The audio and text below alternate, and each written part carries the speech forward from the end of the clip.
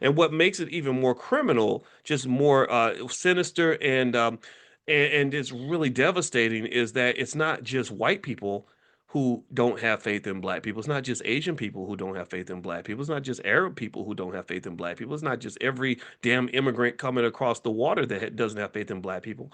African American people don't have faith in black people either. There's so many black people who think there's something wrong with you when you're a black man who doesn't want to get a job and you want to run a business. They're like, wait, you're not supposed to be the boss. You're not supposed to be the landlord. Wait, I'm not paying rent to you, sucker. You're not a landlord, right? So to some extent, it doesn't just affect the way others view us; it affects how we view ourselves. This is why you will never see me crying because Paramount canceled the BET Hip Hop Awards. I don't give a damn. You putting clowns on stage and they supposed to represent me. Half of that shit up there don't represent nothing positive, and it represents none of the people that I know. It don't represent that stuff. Sexy Red, the Cardi B, the gangster rapper, gangster thug imagery. Just you could take all that stuff and shove it up your butt because that's not blackness. That's something else. So when you tell me that that's black culture, and then Paramount is like, well, this is culture. This is black culture. Watch the award show. This is the culture. They do that every year, and it just infuriates me because I'm sitting there saying, does anybody else know how dangerous it is that somebody is claiming to own your culture? Do you understand how much of a violation of your black national security that is? That really um triggers the black nationalist in me. I'm like a Malcolm X type guy. I'm into black nationalism. That triggers me because that's a threat to national security because no country, no sovereign entity, no sovereign group of people will ever let somebody else claim control over their culture. Jewish people don't let you to control their culture. They don't let you create JET and say this is Jewish culture. Like you got to have the chutzpah to Mazel Tov, right? Like, can you imagine that? They would not allow that. They would stop that immediately because they would see the threat.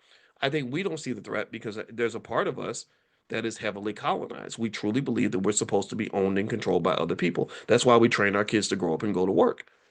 So let me keep reading here. All right.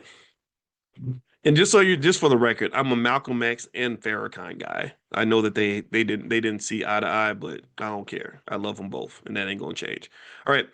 Slavery divided families and the nation. The Civil War is often referred to as the Great Dividing War. Although symbolically it was fought to preserve the Union, in reality it was fought to preserve slavery.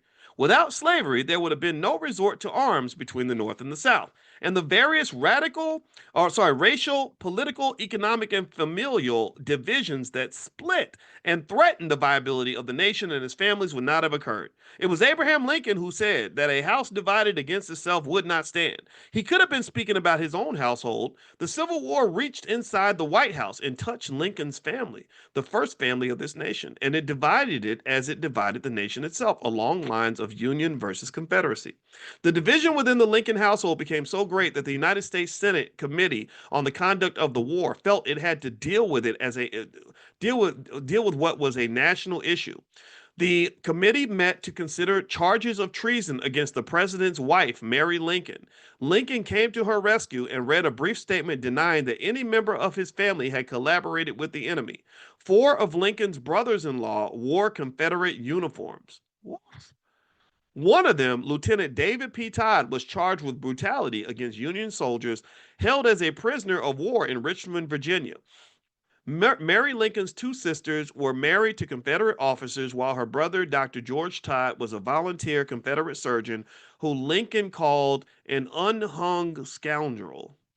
So I guess he's a scoundrel that should have been hung.